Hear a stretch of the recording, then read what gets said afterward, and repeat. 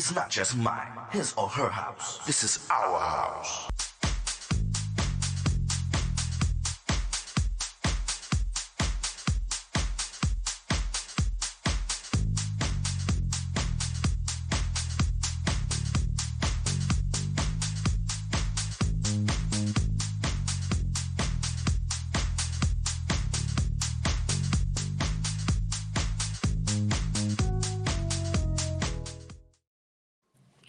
Hello, everyone. My name is Tyrone Lowe. This is my show, The Legends, and I want to thank everybody that actually subscribes to me and show me love all over the world. In the House of the Legends, this guy is based out of Las Vegas. He's a rapper. He's an entrepreneur, and he has two new singles out. And just to give you the record, they're you can get them everywhere. So in the House of the Legends, I have Big Ace. What's going on, Big Ace? Hey, how you doing? Thanks for having me. Yeah. So we're going to start off with, I just want to ask you one question before we really get into you. That I think that the viewers might be kind of like interested in. Do you think that the rap game have actually converted people from negativity, like being out in the streets and selling drugs and things of that nature? Has it actually changed their lifestyle? I think so. I think there needs to be more positive messages in the songs today. Because the more that the young kids hear all this negative energy, they're going out and repeating some of the things that they're hearing, and they look up to some of these guys, so they think it's cool. But I think it's good for artists to promote more positive messages in the music. Okay. For sure. So for you, tell the viewers where you're based at and how you actually said to myself one day, I'm going to regulate myself in that direction of putting my craft and utilizing in a way where it could be beneficial. Well, I started out at a very, very early age of 5 years old, 5, 6, 7. I kind of I knew what I wanted to do when I seen the Jackson 5 performing on Soul Train, and that's the direction I wanted to go in. And then I seen a group that my cousin was in called the Funk Effects. They performed at my elementary school, and the very next day I went to the school because I had a dream about a bunch of people screaming, and I looked at the stage and it was a bunch of glitter, and the stage looked like it was shiny, and I just felt like I need to be on the stage. You know what I mean? So that was it for me. I pursued performing and dance choreography. Who was your greatest influence as far as artists? I think my greatest influence was James Brown, Jackson 5, Michael Jackson, Temptations, Otis Redding, the old school guys. You know what I mean? Right. They heavily influenced me because they had so much passion with their music. Okay. And how was it, as far as you growing up as a child? What was your atmospheric conditions like? My neighborhood was full of a lot of men that were hanging around liquor stores, and that's one thing I didn't like. I wanted to change that dynamic, with my friends, because I looked at them like, if we don't do anything to really help each other advance, we might end up like that. So I worked really hard to get a group of guys to practice with me and stay off the streets. You know what I mean? And that's kind of cool. Yeah, that's really cool, man. And so let's talk about the intro of you actually doing things in your career that was actually grandiose. Well, when I got the opportunity, I joined my band called the Funk Effects. They were a hip hop dance act, and once we won our first talent show, we never lost. Once we were rehearsing, we practiced. Wow, that's incredible. We practiced so much. I was the first person at rehearsal, the last person to leave, and I commanded perfection from everyone, even though I was the youngest one. I just felt like this was something that we needed to do. it was a greater purpose. And when we were going up against all the Boston greats like New Edition, Right. uh, Perriers, Floor Lords, and we just never lost. So people got tired of seeing us winning.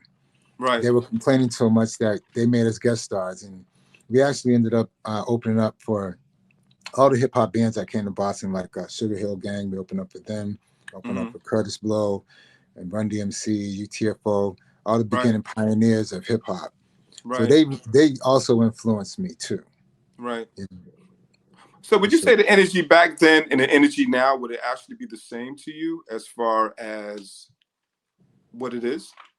I think there was way more passion Mm-hmm. for the art form back then, and within the fans also. The fans were. I mean, I remember being at the talent shows. Their lines were for blocks, and Mm-hmm. people didn't mind waiting. And the talent shows are always full house, and everyone in the place was thoroughly entertained, and everyone's having a good time. Now, Mm-hmm. you know, when you go to shows, you're wondering if it's going to be okay, if you're leaving, if there's going to be a fight or some gun violence. You never Mm-hmm. know nowadays, But back then it was all peace and love and Right. everybody supporting each other. The game has changed musically and business wise. Would you say that? Definitely, definitely, and I think it's a lot more access to do what you want right now, but we have too many people doing the wrong things, and that's the problem. Mm-hmm. We have so much access right now, but there needs to be a limit to what people are putting out there, because the Right. wrong energy creates the wrong type of environments, and Mm-hmm. communities don't need a lot of kids acting crazy right now. Just to be honest, Yeah. that's just me. I love Yeah. Yeah. children, and I just Mm-hmm. hate to see them being misled. you know You know, tell the viewers about your very first performance in front of a major crowd, and what kind of energy and adrenaline were you actually getting from that? Let's take you back. okay, my I think my very first great crowd was at Dodger Stadium, but this was years after I've been performing, but Right. it Right. was Right. my first time performing in front of 100,000 people, Okay. and we were open. It was I was with the band Marky Mark and the Funky Bunch, and we were Right. opening up for the New Kids on the Block, and all the people that I looked up to were backstage. I was like, "This is crazy! I couldn't believe it." I'll never forget. I never got nervous before in my life, but I always got excited. But that day, I was so nervous. I was like, "Oh Hmm. my God!" That's Hmm. the sound. I'll never forget the sound of the cheers. It was so loud. Right. Right. It was a Sometimes special do moment. do sometimes do fear give you an upgrade as far as your performance? Definitely, their energy boosts your energy up. You know, so I feed off of their energy. Sometimes I feed off my own energy, but when the crowd is amped up, I get more amped up. Okay. Let's talk about label. Um, Anything that you're associated with as far as that you want to tell the viewers about the business aspect of what you're involved with in the industry? Well, um I'm an independent artist. Okay. I was a part of the Marky Mark and the Funky Bunch band, and we were signed to Interscope Records, Right. and that was great. But I feel like being independent is really cool, you know. Okay. And I would always challenge myself to see what I could do. Right. You know? Right. Right. So I wanted to put my own album out and on my own label, Big Ace Productions. It's a music and film company, Right. and I also, have a clothing line. I just love to be independent and inspire the kids to be independent and Right. follow their dreams. You know, how do you actually come up with things that you say to yourself one day, I'm painting this picture and I really want to actually make this as a brand? Is this just random thoughts or what? Well, I took graphic arts all throughout school. Okay. one day I was drawing, and a couple of people were like, "Oh wow, that would look cool on a shirt." So I was like, "Really?" So I designed a shirt, and Right. my friends all wanted to wear it. They were like, "Oh, Mhm. give me that shirt, give me that shirt." So that's what sparked my idea to start a clothing Right. line. Okay, that's Yeah. cool. You know, you got 2 singles that I'm actually going to actually play for the viewers. Tell them the names and actually how they actually came about, and as far as your production. I Am Hip Hop is my first single, and I say I Am Hip Hop because this is this album that I wrote is a 16-track album that's a love letter to hip hop, because I feel like hip hop has been so good to me. You know, I've taught so many people dance choreography, and it's my own hip hop style, and Right. I watched the people that I work with become number one all throughout the world, and I feel really thankful that I was able to share some of my gifts with them to make them excel. Okay. And Hmm. I'm so appreciative of hip hop because it took me off the streets for one, and it gave me a focus point, and it also made me very successful. Okay. So I'm Well, just a big fan of the hip hop culture, and I love music. Music has been part of my life since I was a child. My parents and my uncles, aunts, and my whole family just always okay. played music. All right. So what we're going to do is we're going to listen to some of your stuff right now. Viewers, go out there. It's on all platforms, these tracks. Support him and give us some meaning. And we'll be right back. It's not just mine, his or her house. This is our house. Don't turn around. You ain't really down. Playing the games you do. Someday, everything will be alright. Yeah, that different people make the world go round. Because of you, my dreams are coming true. That erases my rainy day. Right now, I don't care who's watching. For whatever the reason there might be. With your love by my side, the world will be mine. You're the one for me. Yeah.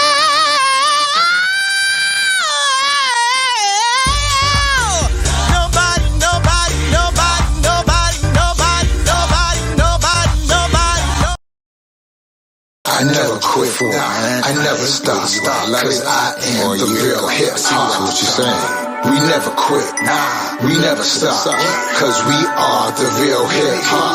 I am hip hop. I am hip. Let me say I love hip hop. I love hip hop. The king's on a heartbeat, sweeping up the streets. You already know the sound, you hear the royalty. I had to come back to claim my throne. Too many fake wannabes on the microphone. Now you got the big dog up in the place. Grove Hall gorilla going straight ape. Now I'ma beat you with the track, pop you with the bass. Put it in your face when I attack and make you fall back. We bout to get all the way turned up. Ain't nobody playing, boy, we put that work up. Roll up on your set, on a global jet. Diamonds round my neck, flexing a nice Rolex. I'm out here spitting these bars. I travel afar, reaching for the stars, baby Paul. In a concrete jungle full of snakes, where everybody got a demo tape trying to get a break. I never quit, I never stop, cause I am the real hip hop. We never quit, we never stop, cause we are the real hip hop. I am hip hop. I am hip hop. I love hip hop. I love hip hop. I emerge like a one-man band, rhythm mechanic. taking full advantage, cause I'ma cause damage. Ain't nobody stopping, cause I stay on my grind. You're witnessing the greatest creator of all time.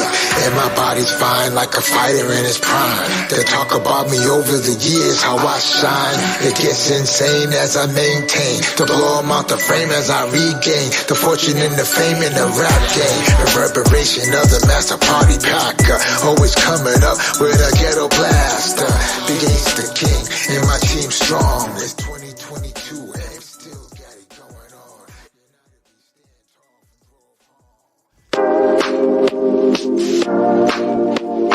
It's not just mine, it's on her house. This is our house.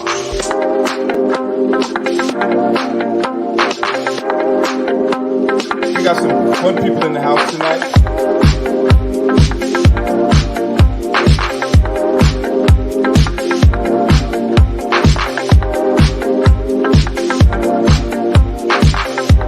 This is our house. And we're back. This is Tyrone Lowe. This is my show, The Legends. And in the House of the Legends, I have Big Ace. What's going on, dude? Hey, what's happening, time? I How Am you doing, Hip Hop. Tyler? Now, when you actually came out with this production, I Am Hip Hop, what you actually symbolizing to other people that was actually in that genre of music? That, we should really respect hip hop. Okay. You know, if you're hip hop, you should really respect hip hop. You Mm-hmm. know, and stand up for it. And I think there needs to be more integrity in hip hop.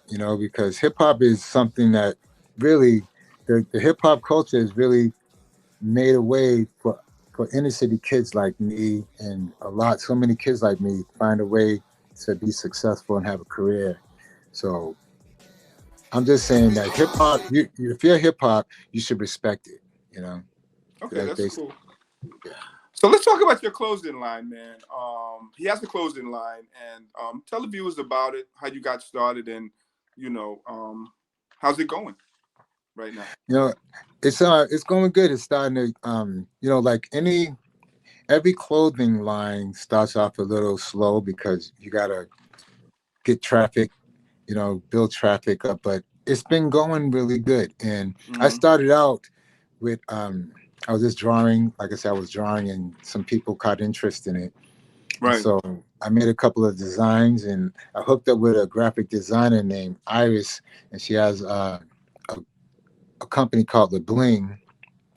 She Right. helped me with my vision, and together we created the Big Ace T's online store Right. and started selling the merchandise. And I actually create the ads to Mm-hmm. get the promotion going to build the traffic, and it's been going good so far.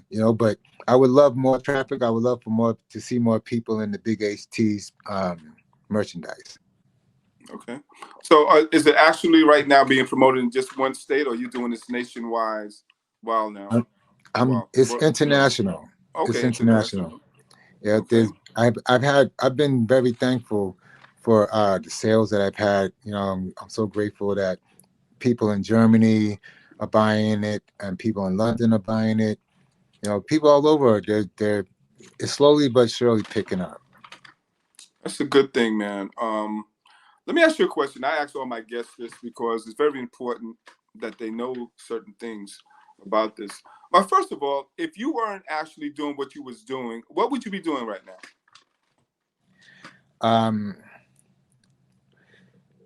That's a really good question. I'm so multi-talented. I love teaching. I was a teacher in an after-school program. So Okay.